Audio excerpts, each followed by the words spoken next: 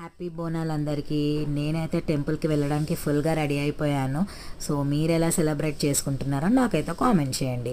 So నేను వచ్చేసి షామీర్పేట్లో ఉన్న లేక్ వ్యూకి అయితే వచ్చేసాను. ఫస్ట్ మనకు వెళ్ళగానే అక్కడ వ్యూ కనిపిస్తుంది, చాలా అంటే చాలా బాగుంటుంది. సో వ్యూ అయితే చాలా ప్లెజెంట్గా కూడా ఉంది. అండ్ ఇక్కడ పార్కింగ్ కూడా లేదు, పార్కింగ్ అయితే వ్యూ వరకు వచ్చేసింది. సో లోపల చాలా క్రౌడ్ ఉందన్నమాట, ఇవాళ బోనాలు కదా, సో మస్తు క్రౌడ్ ఉంది. సో ముందు వరకు వెళ్ళిపోయాము. టెంపుల్ లెఫ్ట్ సైడ్లో పార్కింగ్ దొరికింది, సో అక్కడ పార్కింగ్ చేసేసాము. చేసిన తర్వాత టెంపుల్ వ్యూ ఇది చూడండి ఎంత బాగుందో. టెంపుల్ వ్యూ చాలా క్రౌడ్ ఉందన్నమాట ఇక్కడైతే.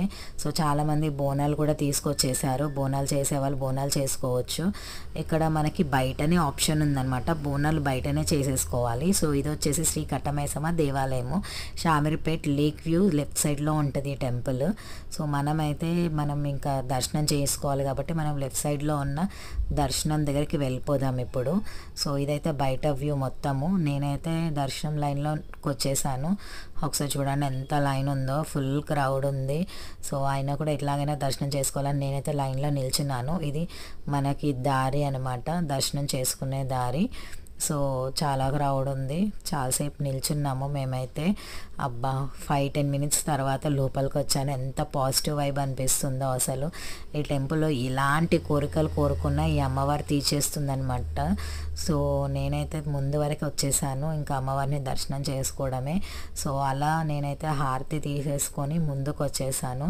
సో మీకు చూపిస్తాను చూడండి అమ్మవారిని. ఇలాంటి కోరుకున్నా కూడా ఇట్టే తీర్చేస్తుంది అనమాట, చాలా పవర్ఫుల్. మేమైతే సెకండ్ టైం విజిట్ చేస్తున్నాము. మీరు కూడా ఎలాంటి కోరికలు ఉన్నా తీర్చేసింది. ఒక్కసారి అయితే షామీర్పేట్లో ఉన్న లేక్ పక్కన కట్టమైసమ్మ టెంపుల్ నాదైతే దర్శనం అయితే అయిపోయింది. సో నేనైతే ప్రసాదం అయితే తీసేసుకున్నాను. ఇక్కడ ఏంటంటే మనకి కొబ్బరికాయ కొట్టుకోవాలంటే బయటనే కొట్టాలి, ఇక్కడ అమ్మవారు ఉంటారు చిన్నగా. సో ఇక్కడైతే మనం కొబ్బరికాయ కొట్టుకోవచ్చు.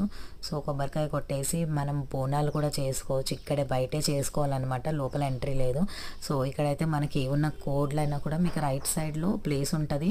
సో మీరు మొక్కుకున్న కోడిని ఇచ్చేస్తే వాళ్ళు బలి చేసి మనకి ఇస్తారు. మనకి ఇక్కడ వండుకోవడానికి కూడా ప్లేస్ ఉంది, అండ్ వండి కూడా ఇస్తారు మనకి.